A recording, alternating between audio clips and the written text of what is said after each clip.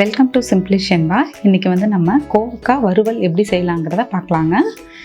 இது வந்து ஒரு சிலர் ரவுண்டாகவும் கட் பண்ணுவாங்க. நான் வந்து நீட்ட வாகில் கட் பண்ணுறேன்.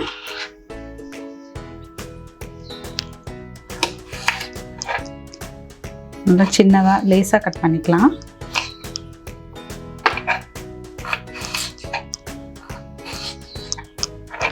காயை எடுத்துக்கோங்க. உள்ளே பார்த்தீங்கன்னா ஒரு சிலது வந்து பழுத்த மாதிரி இருக்கும். அப்படி இருக்கிறதெல்லாம் போட்டுக்கலாம். மேலேயும் வந்து மஞ்சள் கலராக இருக்கிறத மட்டும் எடுக்காதீங்க.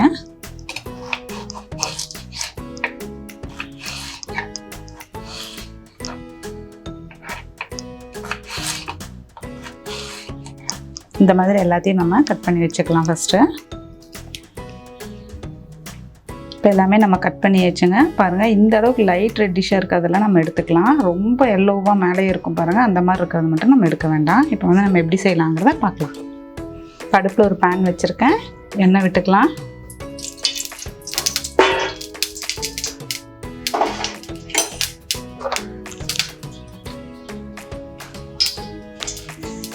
எண்ணெய் சூடாயிடுச்சு. கடுகு சேர்த்துக்கலாம்.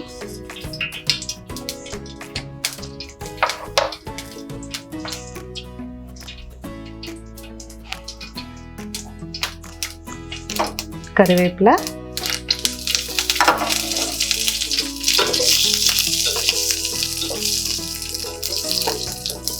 கூடவே பார்த்தீங்கன்னா ஒரே ஒரு பெரிய வெங்காயம் நீட்ட வாகில் கட் பண்ணி வச்சுருக்கேன்.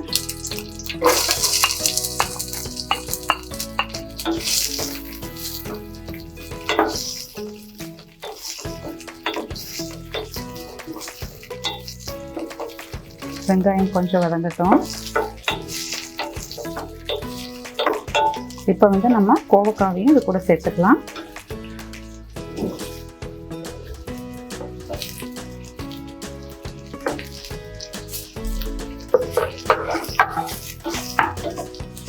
அடுப்பை வந்து லோ ஃப்ளேம்லேயே வச்சுக்கோங்க.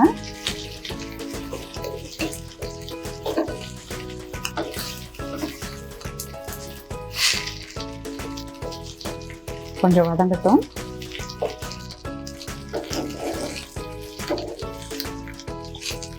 கோவக்காய் ஓரளவுக்கு வதங்கிடுச்சுங்க. இது கூட வந்து நம்ம மஞ்சள்தூள் சேர்த்துக்கலாம். உப்பு,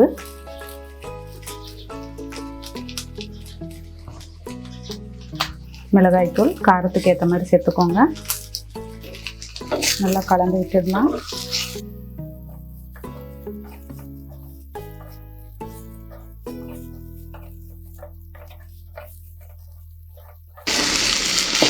தேவையான பொருளெல்லாம் நம்ம சேர்த்தாச்சு. இதை நல்லா வதக்கி விடணும். அப்படியே விட்டுடாதீங்க, அடி பிடிச்ச மாதிரி ஆகிடும். அப்பப்போ கிளறி விட்டுட்டே எடுங்க.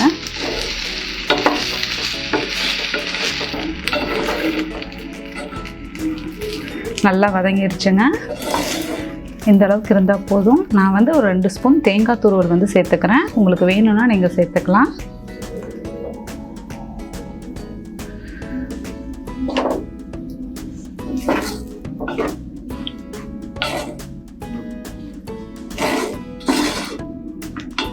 அவ்வளோதாங்க, கோவக்காய் பொரியல் ரெடி ஆகிடுச்சு.